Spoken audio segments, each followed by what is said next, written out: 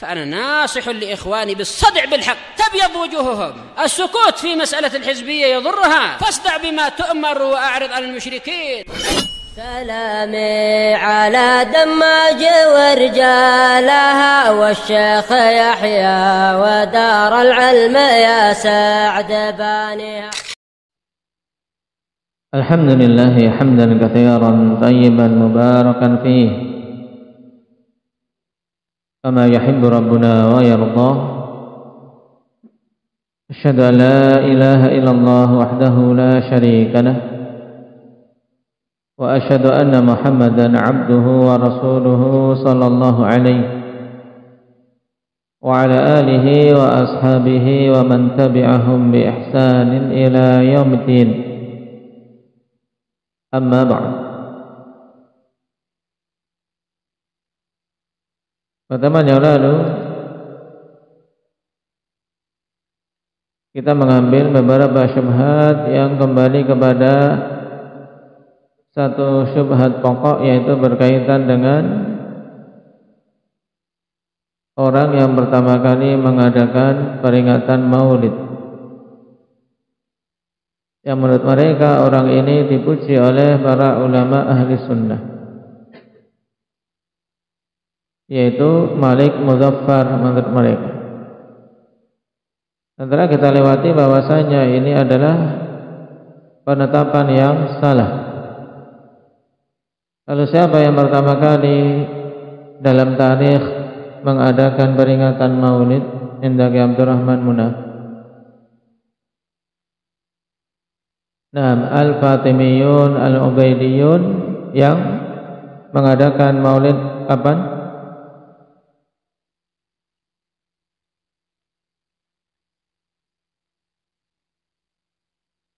Di abad ke-4 Hijriyah, di abad ke-4 Hijriyah di Mesir. Sedangkan Malik Al-Muzaffar sendiri, beliau baru dilahirkan pada tahun berapa? Indah ya syukran. Pada tahun 500-an. Tayyib 549 sampai 630. Tayyib. Sehingga tidak benar apa yang kalian katakan. Adapun Fatimiyun, mereka adalah zanadiqah, orang-orang munafikin yang berpemahaman paling bagusnya berpemahaman Rafidah. Rafidah itu bagi mereka paling bagusnya. Berarti yang lainnya lebih buruk dari Rafidhi. Padahal Rafidhi hampir terjadi ijma' di kalangan para ulama tentang kufurnya. Baik. Lalu bagaimana menjawab ujian beberapa ulama yang mereka sebutkan seperti Imam Zahabi dan Ibnu Katsir yang memuji Malik Muzaffar dalam biografinya? Indah ya Hamzah, bagaimana menjawabnya? Nah, kita katakan memang sebagian ulama memuji Malik Muzaffar ini, tapi dari satu sisi saja, yaitu dari sisi sifat bagus yang ada pada dirinya terkait masalah kedermawanan dan banyaknya sedekah. Walaupun mereka juga menyebutkan sisi buruk dari raja ini yang sangat kontradiksi, mudah sekali berubah-ubah. Nah, Taib, seperti banyaknya kezaliman yang dilakukan terhadap rakyat, kemudian juga merampas harta tanpa hak. Nah, ini sesuatu yang buruk yang ada pada Malik Muzaffar. Juga bahkan membunuh kaum muslimin, menyerang negeri-negeri kaum muslimin. Juga dari sisi akidah, dia berpemahaman tasawuf, sangat terpengaruh dengan tasawuf. Baik. Nah, terkait Ibnu Hajar, beliau menyebutkan tentang Malik Muzaffar, menyebutkan sifat-sifat di antara yang ada pada dirinya: pemberani, kemudian adil, taib, kemudian dermawan. Bukan berarti di situ beliau membangun hukum untuk membolehkan peringatan Maulid. Demikian pula Imam Zahabi. Imam Zahabi ketika menyebutkan tentang Malik Mudzaffar, bahkan kalian sifati bahwasanya Imam Zahabi mengatakan sunni, bukan berarti kemudian dibangun darinya pembolehan Maulid, peringatan Maulid. Karena Imam Zahabi sendiri mengingkari peringatan Maulid. Kemudian juga hukum tidaklah boleh dibangun kecuali dari dalil Alkitab maupun As-Sunnah, bukan dari yang lain. Baik. Kemudian juga kemarin yang terakhir ketika menjelaskan tentang jawaban tersebut, taruhlah Imam Zahabi beliau mencocoki kalian dalam peringatan Maulid. Apakah beliau juga mencocoki kemungkaran-kemungkaran yang kalian lakukan dan penyelisan-penyelisan yang kalian lakukan dalam peringatan Maulid? Tentunya tidak. Nah, dari sini kemudian dia memunculkan syubhat berikutnya. Ketika kita katakan bahwasanya pada peringatan Maulid kalian banyak kemungkaran. Baik. Maka Al-Mujiz mengatakan di syubhat ke-15, wa ayyu munkarin ta'ni, kemungkaran apa yang kalian maksud? As-salatu 'ala Nabi sallallahu alaihi wasallam mungkar? Apakah bersalawat atas Nabi sallallahu alaihi wasallam itu mungkar? Am dzikru syama'ilil Muhammadiyyati mungkar? Ataukah menyebutkan sifat-sifat Nabi Muhammad itu mungkar? Am dzikru nasabihi syarifi mungkar? Apakah menyebutkan nasab beliau yang mulia itu sebagai kemungkaran? Ini syubhat. Kenapa? Karena yang memang ditonjolkan dalam peringatan Maulid ini salawat, ini mengingat sifat-sifat Nabi Muhammad, ini menyebut nasab beliau. Apakah ini mungkar? Nah, kemudian dijawab dengan penyebutan beberapa hal yang jelas sekali ada dalam lafaz-lafaz syair-syair yang mereka senandungkan. Baik, adapun kita akhwan sangat jelas melihat kemungkaran-kemungkaran apalagi di zaman sekarang di negeri kita, bukan hanya syair-syair tapi sudah musik-musik. Nah, musik-musik, kemudian ikhtilat, kemudian meninggalkan jamaah, meninggalkan salat berjamaah, maka ini jelas kemungkaran yang besar. Adapun yang disebutkan oleh Syekh di sini kita baca, hal ta'lamu anna fi kutubil mawalidi fiha ghazalan wa ishqan wa hayyaman? Apakah kamu tahu bahwasanya pada kitab-kitab Maulid padanya ghazal dan ishq serta hayyam? Ini ungkapan apa? Ghazal yaitu syair-syair yang padanya penyebutan wanita. Ishq yaitu tentang cinta-cintaan. Ya, orang yang jatuh cinta pada wanita, syair-syair cengeng. Syair-syair yang kaitannya dengan wanita ini tidak pantas untuk dibacakan dalam dalam peringatan seperti itu di masjid-masjid yang menurut mereka ini hadir Nabi sallallahu alaihi wasallam. Sa'adzkuru laka abiyatan min kitabin wa huwa min ashhari kutubil mawalid wa huwa Maulidud Daibai. Aku akan sebutkan untuk kalian bait-bait dari satu kitab yang itu merupakan kitab yang paling masyhur dari kitab-kitab Maulid, yaitu Maulidud Daibai. Baik, Anda bisa lihat catatan kaki, alladzi ya'taqidu fihi ba'duhum anna ruhaniyatal Mustafa tahduru hadzal maulid. Taib, yang sebagian mereka berkeyakinan padanya bahwasanya roh Nabi Sallallahu Alaihi Wasallam itu menghadiri maulid ini ketika dibacakan maulid Daibai. Min awalihi ila akhirihi, ketika dibacakan dari awal sampai akhir kitab maulid tersebut. Nah, mereka meyakini roh Nabi hadir. Taib, wa tahduru ghairahu minal mawalidi fil qiyami faqat. Sedangkan pada maulid-maulid selain maulid Daibai, Nabi hanya hadir ketika apa? Ketika para jamaah berdiri. Taib, kalau di negeri kita ketika berdiri baru mereka meyakini apa? Nabi rohnya hadir. Tapi kalau pada maulid Daibai tidak. Mereka meyakini dari awal sampai akhir dibacakan kitab maulid ini, maka roh Nabi hadir. Ini hulu dan apa? Kesesatan yang jelas. Dan ternyata pada kitab maulid Daibai yang diyakini seperti ini, padanya apa? Padanya bait-bait yang tidak ada kaitannya dengan Nabi. Tapi bait-bait apa? Bait-bait yang mensifati wanita, orang yang gila wanita. Ja'a fi Safhah 41 qasidah mansubah ila Abdullah ibn Alawil Haddad. Fiha ma balu jiranina bilbani malu anil wuddi wal hubbi wa sayyaru haddana al hijran minhum ma thamma min dambi asbatu min ba'dihim walhan mutayyamal jismi wal qalbi.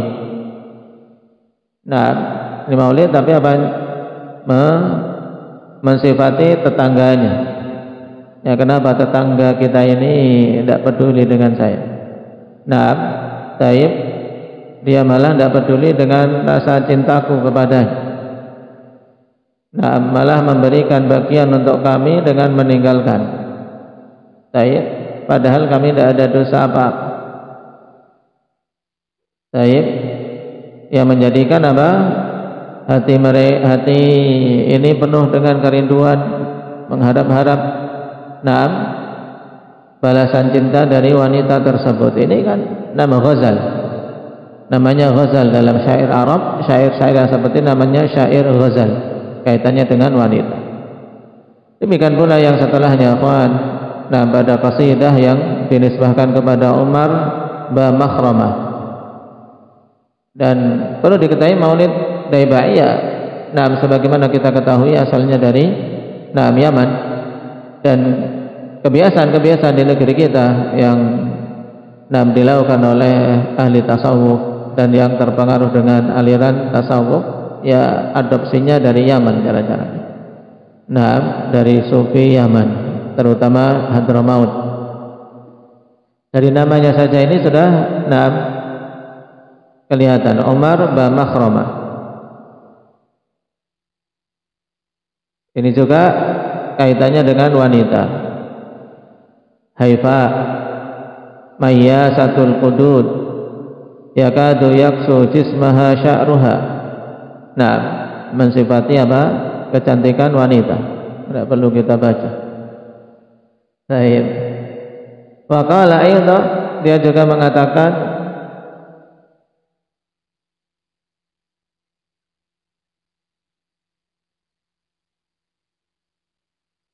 masih sama, kaitannya dengan Haifa tadi. Juga dicontoh lagi di bawahnya, ikhwan, tentang Laila. Majnun Laila, orang yang tergila-gila dengan Laila. Ini mungkin sambil nyanyi-nyanyi sambil jenggerak-jenggerak. Taib. Madunna majnuna Laila, qad junna ba'da jununi, faya uyuni ayauni, wa ya jufuni jafauni. Itu sambil goyang-goyang, lonjak-lonjak. Padahal apa dikiranya itu memuji Nabi, padahal apa? Orang yang tergila-gila dengan si Lailah. Qala wa billahi alaik. Ya, tidak perlu kita bahas bait-bait itu. Intinya bait-bait yang mujun, bait-bait yang kaitannya dengan apa? Wanita. Tidak pantas untuk dibaca di masjid-masjid Allah Subhanahu wa taala, apalagi di acara-acara yang menurut mereka sebagai bentuk taqarrub pada Allah Subhanahu wa taala. Billahi alaik ala tastahyun. Nah, saya ingatkan engkau dengan Allah Subhanahu wa taala, tidakkah kalian malu? Wa antum tunshiduna hadhihi al-abyatil ghazaliyah fi buyutin adinallah an turfa wa yudhkaru fiha ismuh yusabbihu lahu fiha bil ghudwi wal asal. Kalian menyenandungkan bait-bait yang ghazal ini yang ada padanya penyebutan wanita, penyebutan taib, kaitannya dengan syahwat di rumah-rumah yang Allah Subhanahu wa taala izinkan untuk ditinggikan dan disebut namanya, di mana disucikan Allah Subhanahu wa taala di dalamnya di setiap pagi dan petang, yaitu di masjid. Tentunya tidak pantas. Nah, yang seharusnya di situ diingat Allah, disebut Allah, tapi malah yang disebut-sebut wanita. Bal wa minal munkarati syani'ah dzikru abiyatin syirkiyatin wa kufriyah. Bahkan di antara kemungkaran yang sangat parahnya yaitu penyebutan bait-bait syirik kufur. Nah, sebagai telah kita lewati. Nah, dan ditambahkan di sini ja'a fi maulid Daibai qasidah mansubah ila Ali bin Husain al-Aqtas. Fiha ya ala ba'alawi syafa'ah kullu qurbah tanjali. Wahai keluarga Ba'alawiyah di negeri kita kritisi apakah sampai betul nasabnya pada Nabi sallallahu alaihi wasallam atau tidak. Ya ala Ba'alawi syafa'ah kullu qurbah tanjali. Wahai keluarga Ba'alawi, berikan kepada kami syafa'ah, maka semua kesulitan akan hilang. Coba. Nah, hulunya bukan main. Wa bikam ya ahlal wilayah kullu hajah tanqadi. Dan berapa banyak wahai orang-orang yang memiliki kewalian, semua kebutuhan akan terpenuhi. Ini syirik, jelas sekali kesyirikan. Nah, karena meminta untuk dihindarkan atau diselamatkan dari kesulitan-kesulitan dan minta kebutuhan-kebutuhan kepada selain Allah Subhanahu wa taala. Wajah di safhah 85 qasidah mansubah ila Abdul Qadir Al-Jailani. Nah, dan dalam qasidah yang dinisbahkan kepada Abdul Qadir Al-Jailani, walaupun nisbah ini akhwan, kita katakan dinisbahkan karena apa? Banyak kedustaan-kedustaan di atas namakan Syekh Abdul Qadir Al-Jailani rahimahullah ta'ala.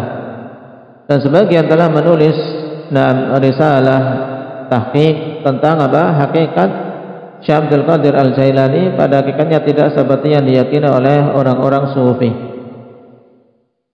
Baik. Nah, di antara yang dinisbahkan kepada beliau, dan ini dalam Maulid Daibai dibaca.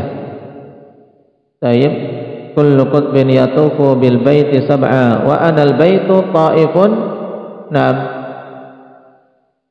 fi khiyami. Semua kutub yaitu semua arah mereka tawaf di Baitullah 7 kali. Tapi aku wa ana al bait ta'ifun bi khiyami, dan aku sendiri adalah Baitullah yang orang tawaf di kemahku. Dalam artian dia tidak perlu tawaf ke Baitullah, tapi orang-orang yang tawaf di kemahnya, ya tawaf di pekuburannya, tawaf mengelilinginya. Kullu qutbin wa kullu fardin wa syaikhin tahta hukmi yasghulati bi kalami. Coba lihat, semua kutub dan semua orang dan syekh mereka berada di bawah hukumku. Mereka tunduk untuk mendengarkan bagusnya perkataanku. Ini baik syair hulu terhadap diri sendiri yang tidak pantas untuk seorang mengatakan kecuali yang semisal seperti Fir'aun. Baik.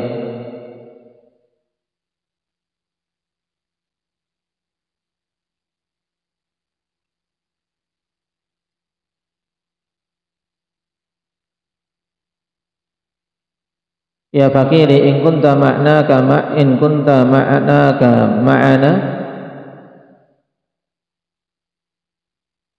Ya fakiri in kunta ma'naka ma'nan bittisali wa rif'ati wa maqami inna ilmal ulumi wa darsi syughli ana syekhul qurra'i wa kulli imami.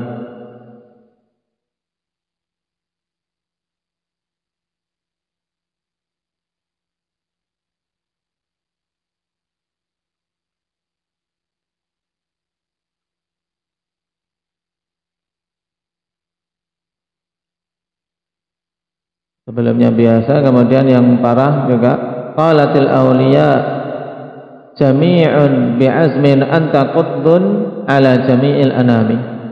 Yang diyakini oleh orang-orang sufi dengan wali kutub yang dia bisa mengatur perkara-perkara yang ada di alam sehingga diserahkan kekhususan rububiyah kepadanya. Ini syirik pada rububiyah. Dan perhatikan baris kedua dari bawah ini juga parah. Sa'iru dunya kulluha tahta hukmi wa hiya fi qabdati kafarjil hamami. Semua dunia berada di bawah hukumku. Terus Allah Subhanahu wa taala tugasnya apa? Ya kan? Allah tidak disisakan sedikit pun dari apa kekhususan rububiyah maupun uluhiyah. Karena semua dunia berada di bawah hukum dia. Taib dan berada di dalam genggamannya wahiyya fi qabdati kafarkhil hamami. Seperti apa farkhil hamam, seperti anak burung dara. Ana Abdul Qadir Qaba ismi Jaddi al-Mustafa Syafi'ul Anami. Aku adalah Abdul Qadir, bagus namaku. Kakekku adalah Mustafa, pemberi syafaat untuk keseluruhan manusia. Dan ini baik untuk dinisbahkan kepada Syekh Abdul Qadir Al-Jailani dengan apa? Dengan kibar yang luar biasa, kesombongan yang luar biasa, semuanya menisbahkan aku. Baik. Syahidnya ini dibaca. Dibaca dalam maulid yang menunjukkan jahilnya terhadap tauhid. Kemudian juga qasidah yang disebutkan kepada syekh mereka Abu Bakar Ibnu Salim.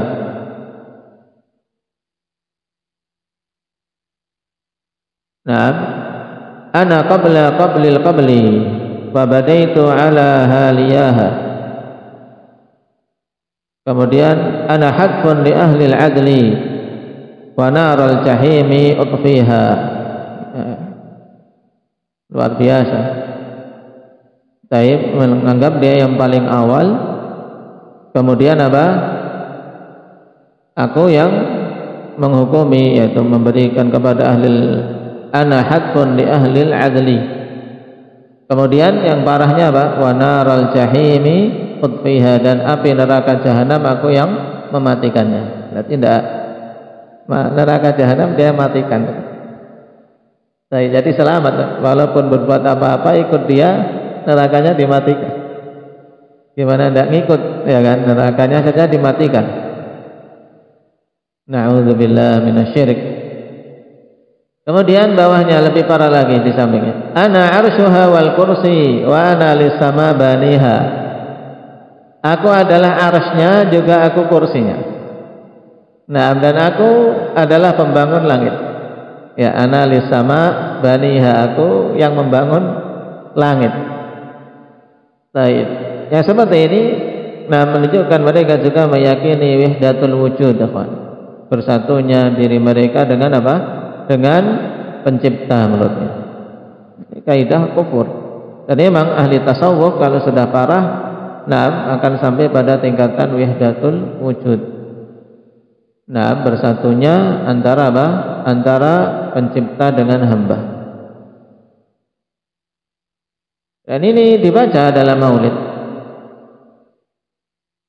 Tapi karena kejahilan, banyak tidak paham maknanya, cuma terkadang disenandungkan, hanya ngikut iramanya saja. Anak-anak kecil ngikut iramanya, hafal, padahal isinya syirik. Baik. Kemudian pada halaman 39 di Maulid Daibai juga, dakwatun wadhiha ila syaddi rihal ila al-qubur wan nadri laha wa hiya qasidatin mansubah ila Abdullah ibn Alawi al-Haddad. Juga pada kitab tersebut ada seruan yang sangat jelas untuk apa? Melakukan perjalanan ke kubur-kubur dan bernadar untuk kubur. Kalau ini sudah sangat biasa mereka. Nah, qasidah yang dinisbahkan kepada Abdullah ibn Alawi al-Haddad. Ana ya bukhta man zarahum bisidqi wa anzara ilaihim mu'tani kulla matlubihi tayassara. Nah, kalau orang yang memperhatikan tentang kubur ini, kulla matlubihi tayassara, semua urusannya, semua yang diinginkan akan mudah. Nah, makanya orang-orang rame-rame ke kubur karena dijanjikan, pokoknya kalau ke kubur urusan lancar, urusan-urusan akan jadi mudah. Ingin jabatan, pergi ke kubur. Ingin lulus ujian, pergi ke kubur. Ini diantara diantara syubhat dan seruannya. Nah, siapa saja yang menziarahi mereka, menziarahi kubur-kubur, bisidqi wa anzar. Nah, dengan jujur, jadi harus ikhlas, jujur, kemudian bernazar untuk penghuni kubur, minta betul-betul. Nah, maka akan diberi semua hal-hal yang diinginkannya. Nah, setelah itu, fa'ana as'aluka al-an, aku tanya kalian sekarang, hal hadhihi hiya syama'ilul Muhammadiyah, apakah ini sifat-sifat Nabi Muhammad yang kalian jadikan alasan mengadakan peringatan Maulid? Wan nasabus syarif, apakah ini nasab yang mulia dari Nabi Muhammad? Allati taqra'unaha fi ihtifalikum bil maulid, yang kalian baca dalam peringatan kalian terhadap Maulid.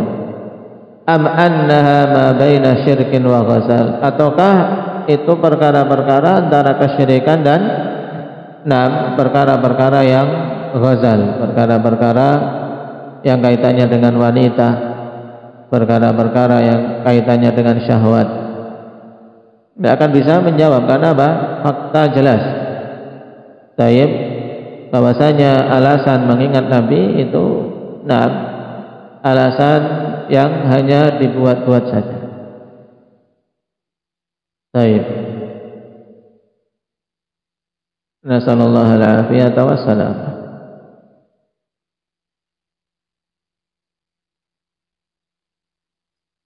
Setelahnya ada syubhat panjang kaitannya dengan kalam Syekhul Islam. Ini juga penting untuk kita luruskan, tapi insyaallah kita akhirkan biar tidak terputus.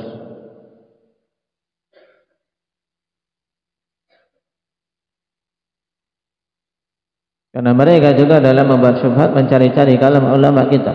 Apa saja yang didapati dari perkataan ulama ahli sunnah yang kira-kira bisa jadikan landasan akan dicopot, akan dicomot, diambil, dipotong-potong, termasuk kalimatnya yang disebutkan pada syubhat yang ke-16. Insyaallah kita baca pada pertemuan yang akan datang. Walhamdulillahirabbil alamin.